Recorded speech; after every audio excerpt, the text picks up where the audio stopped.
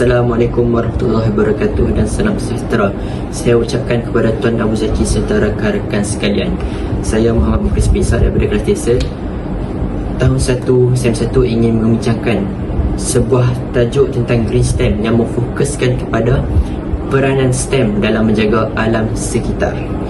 Jadi STEM ini merupakan perkara dan juga elemen yang penting dalam pembelajaran masa kini. Seperti yang kita tahu, dalam menghadapi cabaran global seperti pemanasan global, pencemaran alam sekitar dan kemerosotan biodiversiti, pendekatan yang menyeluruh melalui sains, teknologi, kejuruteraan dan matematik ataupun lebih dikenali sebagai STEM ini telah menjadi amat kritikal pada masa kini. Jadi sebelum kita pergi dengan lebih dalam tentang tajuk ini, sebelum kita berbincang dengan kupasan yang lebih kecil tentang satu topik yang besar ini, kita akan mengetahui dulu apa itu green STEM. Jadi sebelum kita lanjutkan, kita perlu faham dulu apa itu green STEM. Green STEM ini merujuk kepada peranan konsep STEM dalam konteks pemeliharaan alam sekitar dan pemeliharaan kelestarian alam sekitar. Jadi itu adalah maksud secara umum tentang green STEM ini. Perkataan green itu sendiri bermaksud maksud hijau yang memfokuskan kepada alam sekitar. Konsep ini penting untuk memastikan pembangunan manusia berlangsung secara mampan, di mana kita memenuhi keperluan masa depan, tetapi kita juga tidak mengurangkan keperluan yang kita ada sekarang untuk generasi yang akan datang. Jadi itulah maksud kemampanan yang kita cuba fokuskan dalam elemen STEM ini. Seterusnya, krisis alam sekitar dan keperluan tindakan segera, dan mengapa green STEM ini amatlah penting. Jadi sebenarnya sebabnya amatlah jelas. Kita sedang berhadapan dengan pelbagai krisis alam sekitar yang memerlukan tindakan dengan kadar segera, seperti mana yang telah saya bincangkan awal tadi, iaitu tentang isu-isu berkaitan kelestarian alam sekitar seperti pemanasan global dan juga kemerosotan biodiversiti. Seperti yang kita tahu juga sekarang, dengan teknologi yang lebih canggih ini, telah wujudnya pelbagai barangan yang tiruan. Contohnya seperti makanan. Baru-baru ini seperti tahu ada sejenis anggur yang telah dimanipulasi genetiknya menjadikannya lebih cantik dan juga besar, tetapi pada masa yang sama telah didapati ini telah dibuktikan secara saintifik memberi kesan mudarat pada kita. Jadi secara tidak langsung ini juga adalah benda yang kita cuba kawal dengan penggunaan green STEM ini, bukan sahaja untuk kelestarian sekitar, malah untuk kelestarian biodiversiti seperti kita juga manusia. Seterusnya, kita perlu tahu tentang jenis-jenis tenaga yang digunakan dalam dunia ini, kerana sains, teknologi, matematik dan engineering, jika kita kaji dengan lebih dalam, kita tidak dapat lari daripada penggunaan tenaga. Jadi tenaga seperti kita tahu terdapat pada tenaga jenis boleh dibarui dan juga tidak boleh diperbarui. Jadi dalam STEM ni, tenaga yang boleh diperbarui merupakan penyelesaian kepada masa hadapan. Salah satu cabaran utama STEM yang menyumbang kepada kelestarian ialah membangunkan teknologi dengan menggunakan tenaga yang boleh diperbaharui. Tenaga seperti solar ataupun tenaga matahari, angin, hidroelektrik telah menjadi pilihan utama untuk menggantikan bahan api fosil. Jadi secara umumnya kita telah tahu bahawa tenaga yang tidak boleh diperbaharui ini kebiasaannya mempunyai kesan-kesan yang negatif terhadap alam sekitar kita, yang mana ia bercanggah dengan konsep green STEM ini. Sebagai contoh, jika kita dapat perhatikan, bahan api fosil itu sendiri yang mana kita gunakan untuk mengisi minyak kenderaan kan.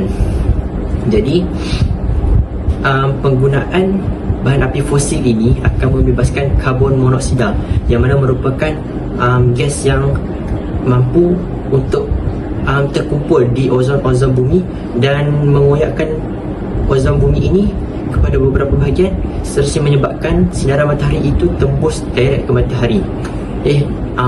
Menyebabkan sinaran matahari itu tembus masuk ke bumi tanpa sebarang tapisan. Jadi para saintis telah menyatakan bahawa pada tahun 2035 sebanyak 35% kes kanser kulit disebabkan oleh sinaran UV iaitu matahari ini akan berlaku disebabkan oleh penipisan ozon bumi. Jadi penipisan ozon bumi ini sudah tentunya disebabkan oleh aktiviti manusia yang menggunakan bahan api fosil tersebut ataupun sumber bahan yang tidak boleh diperbaharui. Seterusnya, contoh penggunaan panel solar. Panel solar bukan sahaja membantu mengurangkan kos tenaga bagi penggunaan bahan api fosil, malah ia juga mengurangkan kadar pelepasan karbon monoksida.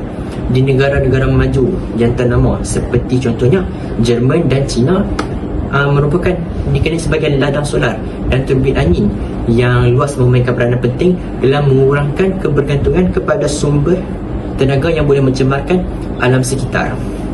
Jadi sebagai negara yang sedang berkembang maju seperti Malaysia, malah Indonesia juga, tapi kita lebih fokus pada kita boleh mengambil contoh negara-negara yang maju tersebut dan kita ambil apa yang bagus, positif. Contohnya seperti ladang solar tersebut kita terapkan di negara kita, kerana negara kita bukanlah negara yang mempunyai kincir-kincir angin yang besar seperti negara mereka kerana kekurangan sumber tenaga angin. Tapi tenaga solar kita boleh ambil dan kita gunakan secara meluas. Tenaga boleh diperbaharui bukan sahaja melibatkan sumber tenaga alternatif, tetapi juga merupakan inovasi dalam penyimpanannya. Penciptaan bateri seperti lithium ion lebih cekap telah membuka jalan untuk penggunaan kenderaan elektrik yang lebih meluas. Teknologi penting kerana sektor pengangkutan adalah salah satu penyebab utama kepada pelepasan karbon global. Sekali lagi, jika kita lihat negara-negara maju seperti Amerika Syarikat ataupun China, mereka telah beralih kepada satu fasa yang baru, iaitu lebih memfokuskan kepada penggunaan kenderaan penggunaan elektrik, yang mana mereka tidak melepaskan sebarang karbon monoksida ke udara di bumi ini.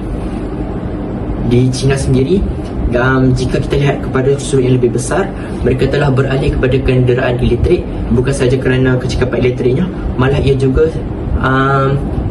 mampu menjana ekonomi mereka, kerana bukan sahaja di China dan juga Amerika, malah dunia ini telah mula mempunyai kesedaran terhadap penggunaan sistem ini, di mana mereka ingin menggunakan kenderaan tanpa menjejaskan kelestarian bumi ini.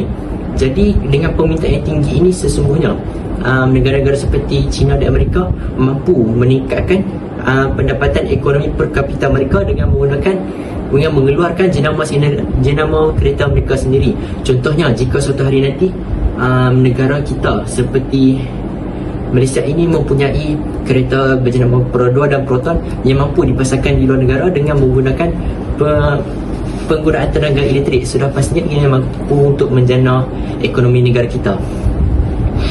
Jadi seterusnya, kejuruteraan hijau dan pembangunan infrastruktur juga memainkan peran penting dalam mencapai kelestarian alam. Kejuruteraan hijau atau kejuruteraan ini dalam STEM itu dimasukkan di dalam bawah elemen e-engineering, melibatkan pembangunan yang mesra alam dan infrastruktur yang cekap tenaga. Bangunan moden kini dilengkapi dengan ciri-ciri seperti penjibatan tenaga, panel solar dan juga sistem pengumpulan air hujan. Selain itu, atap hijau yang dipenuhi dengan tumbuh-tumbuhan bukan sahaja mengurangkan suhu dalam bangunan, tetapi juga membantu untuk mengurangkan kesan pulau haba. Jadi jika kita belajar tentang sains, kita dapat tahu bahawa di bandar ini terdapat satu fenomena yang kita panggil sebagai pulau haba, di mana pulau haba ini mengumpulkan haba-haba dari pulau ini daripada seluruh bandar ini di satu tempat, yang menyebabkan tempat tersebut mempunyai kadar suhu yang lebih tinggi. Kebiasaannya fenomena ini berlaku di bandar-bandar sahaja. Di samping itu, sistem pengangkutan awam yang lebih efisien seperti kereta api elektrik dan juga bas hidrogen membantu mengurangkan kebergantungan kepada kenderaan peribadi yang mencemarkan alam sekitar. Kejuruteraan hijau juga melibatkan pembinaan jalan raya dan jambatan yang dibuat daripada bahan kita semula, mengurangkan bahan api fosil baru yang memerlukan proses pengeluaran intensif tenaga. Jadi sebagai rakyat yang bertanggungjawab, jika kita ingin pergi ke tempat kerja, seharusnya kita menggunakan kenderaan-kenderaan seperti LRT ataupun monorail, kerana ianya tidak membebaskan sebarang gas-gas yang tidak baik untuk bumi. Jika kita dapat elakkan perkara tersebut, kita sebolehnya berkongsi kenderaan dengan rakan sekerja untuk pergi ke sesuatu tempat. Seterusnya, kita akan membincangkan tentang cabaran dalam aplikasikan teknologi hijau. Usaha ini buat apa tidak akan sempurna jika tiada cabaran, kerana cabaran itu telah mendorong manusia ini untuk memerlukan satu inovasi yang mampu untuk mencapai ke arah kemajuan manusia. Jadi kos pembangunan teknologi hijau seringkali menjadi penghalang utama. Contohnya, pemasangan sistem tenaga solar mungkin memerlukan pelaburan awal yang tinggi yang menyebabkan setengah pihak enggan menggunakannya. Di sinilah peranan kerajaan dan dasar awam sangat penting. Dasar yang memberikan inisiatif kepada syarikat yang menggunakan teknologi hijau seperti rebat cukai dan geran penyelidikan dapat mengelakkan lebih banyak pihak beralih kepada kaedah yang lebih mesra alam ini. Jika kita lihat kepada kesan jangka masa yang panjang, tenaga solar ini merupakan satu pelaburan yang baik kerana secara logiknya ianya agak mahal kepada tentang permulaannya kerana ia menggunakan kos tinggi. Tapi jika kita lihat kesan jangka panjangnya, ianya lebih jimat berbanding dengan kaedah konvensional seperti penggunaan bahan api fosil. Seterusnya, kerjasama antarabangsa dan inovasi global tentang isu kelestarian alam sekitar yang tidak mengenal sempadan. Justeru, ia memerlukan kerjasama antarabangsa. Pertukaran teknologi antara negara dapat membantu mempercepatkan penggunaan teknologi hijau di seluruh dunia. Program Pertubuhan Bangsa-Bangsa Bersatu PBB seperti Matlamat Pembangunan Lestari ataupun SDG memberi fokus kepada usaha global dalam menjaga alam sekitar dan mempromosikan kelestariannya. Selain itu, contoh projek berjaya sebagai contoh negara-negara seperti Norway telah mencapai kejayaan besar dalam kenderaan elektrik dengan mempergunakan dasar-dasar yang mesra alam dan juga subsidi yang menarik. Sementara itu, Belanda yang terkenal dengan sistem pengangkutan basikalnya yang mampan dan juga maju ke seluruh pelosok dunia yang mengurangkan pelepasan karbon dan juga meningkatkan kesihatan penduduknya. Jadi, bagaimana pula jika kita lihat daripada sudut matematik dalam penggunaan STEM ini? Jadi, matematik memainkan peranan yang penting dalam STEM kerana matematik juga membantu dalam pengiraan jejak karbon bagi individu dan juga syarikat. Data ini dapat digunakan untuk mengenal pasti kawasan di mana penjimatan tenaga boleh dilakukan dan strategi penggunaan pelepasan karbon dapat dirancang dengan lebih berkesan. Jadi, sains juga seperti matematik memainkan peranan yang penting dalam pelestarian alam sekitar ini. Penyelidikan dan kesedaran sains alam sekitar adalah kunci dalam memahami ekosistem bumi dan bagaimana ia dipengaruhi oleh aktiviti manusia. Penyelidikan saintifik membantu kita memahami bagaimana pencemaran dan pembalakan serta urbanisasi ataupun dikenali dengan pembangunan moden yang tidak terkawal ini memberi kesan kepada alam semula jadi. Sebagai contoh, kajian tentang pemutihan terumbu karang di Laut Tropika memberi kita amaran awal tentang kerosakan ekosistem laut akibat daripada pemanasan global. Melalui pemantauan kualiti udara, penggunaan sensor pintar, saintis dapat memberi amaran kepada komuniti tentang tahap pencemaran yang berbahaya ataupun ini dikenali sebagai indeks ITU. Teknologi ini membantu dalam usaha pencegahan dan juga mengurangkan risiko akibat udara yang tercemar, terutama di bandar-bandar besar kerana ia memberi risiko yang besar untuk seseorang individu itu menghadapi kanser paru-paru dan juga penyakit seperti TB ataupun tuberkulosis. Pendidikan STEM dan kesedaran alam sekitar juga adalah satu aspek yang penting dalam usaha untuk menjaga alam sekitar kerana pendidikan STEM ini mengintegrasikan elemen kelestarian yang membantu melahirkan generasi yang lebih bertanggungjawab terhadap persekitaran mereka. Program pendidikan yang menekankan penggunaan tenaga yang efisien semua dah jadi dan juga pengurusan sisa yang bijak melatih pelajar agar lebih peka terhadap impak dan tindakan mereka terhadap alam sekitar. Jadi saya kira itu sahaja daripada saya.